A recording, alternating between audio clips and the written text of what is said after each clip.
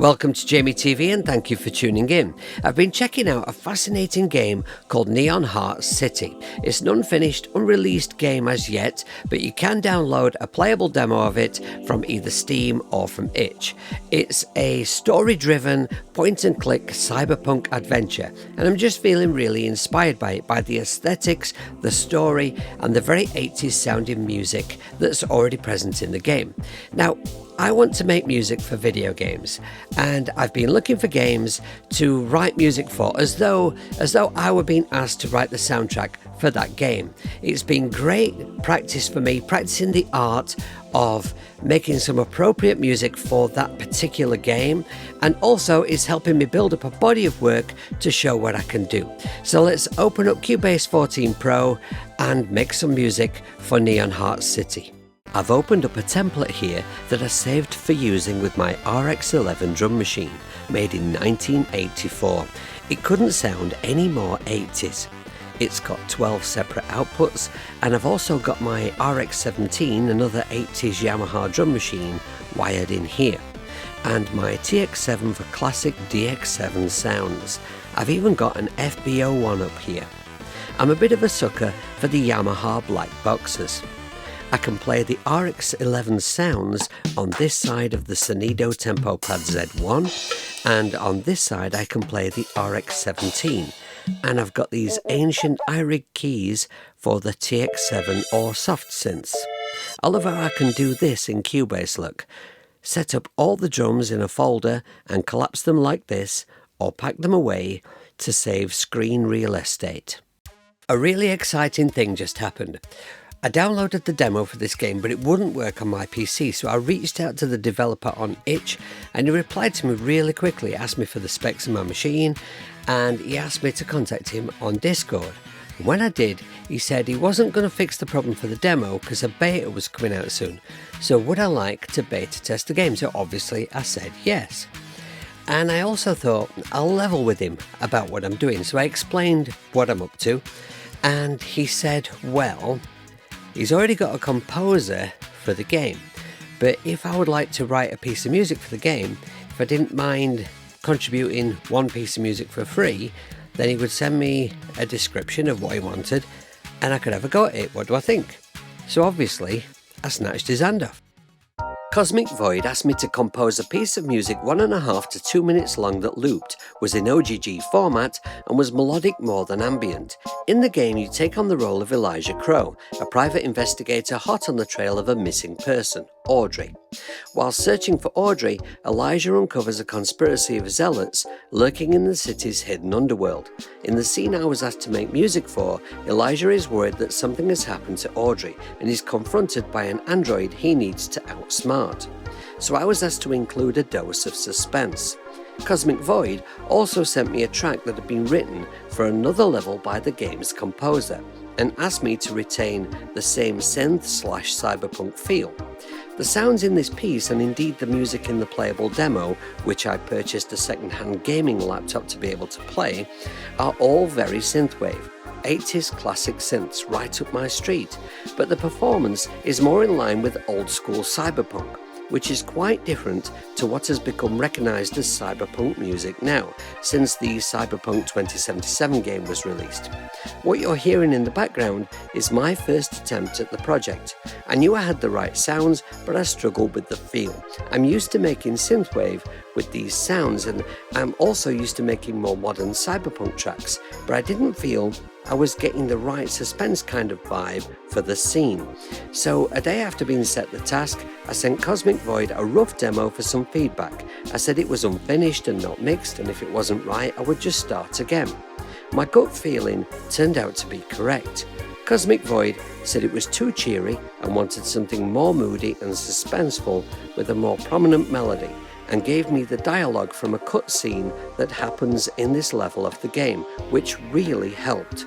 If there's one thing you should take from this video, it's that at this point I felt in no way downhearted about this feedback.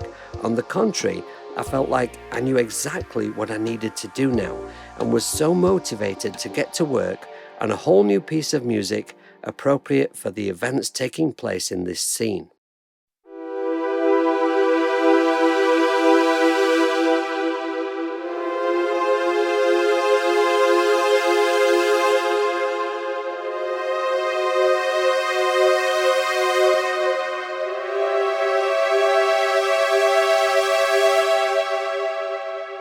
The first thing I did was to choose a sound I knew Cosmic Void would love.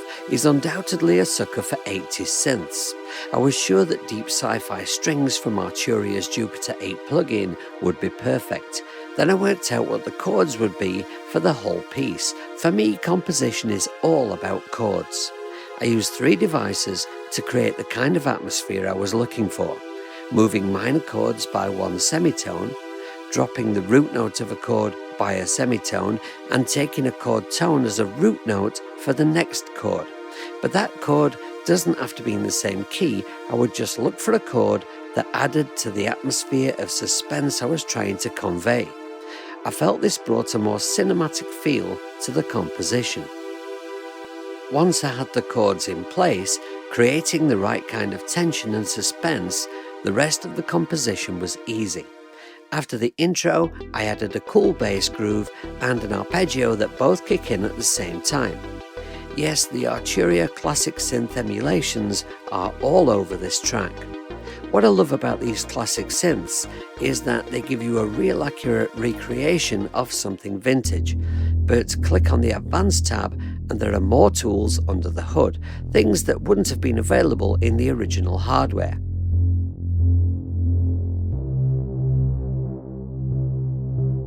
This is the drone I chose for my intro and outro. At the end of the intro, I used a pitch bend to do this, to launch us into the main body of the track. Then I did the same thing with this effect sound that I thought might work in the intro. And together in the mix so far.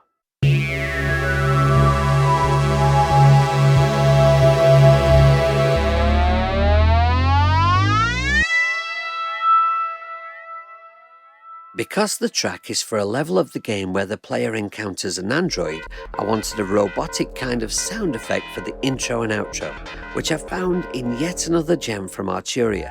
Yes, I bought the Arturia V Collection X during the Black Friday sales, instead of updating to the newest version of Komplete, as I was dismayed with Native Instruments' treatment of loyal customers during that sale. It seems new custom is more important than people who've been paying them regular update fees for many years. So my money went to Arturia instead. Anyway, rant over, I thought it was about time I added some drums, so the RX-11 was perfect to complement these very 80s future sounds. With its 12 separate outputs connected to my Tascam US 1608, I love that I can record the real audio straight into Cubase on 12 separate channels. It's quite the time saver. I felt just one more synth from Arturia might be necessary to add sufficient filtered sweepy 80s goodness, so found this sound in the Jupiter Sim. Now I just need 2 more sounds. Firstly, I really want a quiet in the background to add depth to the atmosphere. But I don't have much in the way of a choir library on my desktop yet, something I clearly need to look at. Fortunately, on my iPad, I have the utterly stunning Xinematix, which has many incredible sounds in it and multiple great choir presets. So I arranged MIDI for it in Cubase and sent that MIDI via my desktop's audio interface to the iPad's audio interface and recorded Xinematix in AUM. Then I Dropboxed it over to my desktop and pulled it into Cubase. At this point, I just needed just one last thing, a lead sound for a simple melody, and I knew exactly what sound I needed. This sound in Baby Audio's show-stopping VA1 synth. Once I'd recorded this, I sent a rough mix off to Cosmic Void, and he loved it. He did ask me to change one note of the lead part where I'd hit a bit of a high register, but otherwise he was happy. So I changed that one note and rendered my plugins to Real Audio and started the mixing process, which was easy as I'd gain staged each instrument roughly by using the master volume of each plugin. I also added some panning automation for this sound.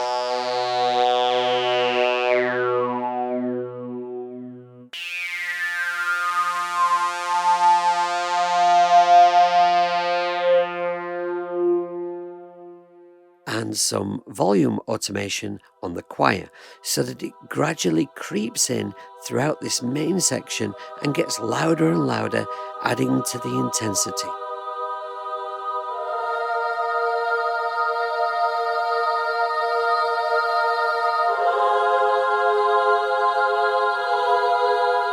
The other thing I should mention is I used the built-in reverb for a couple of these synths, but everything else is going to one of two instances of my favourite reverb, the recently redesigned and relaunched Lunar Lander.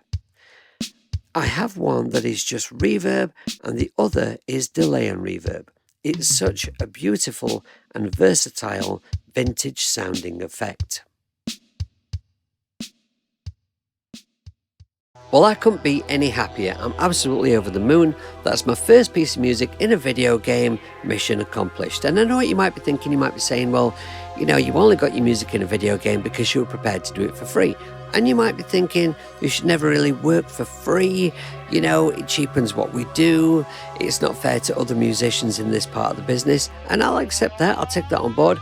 But this situation provided a unique opportunity for a developer who was out of money for further developing his game to get the piece of music that he wanted.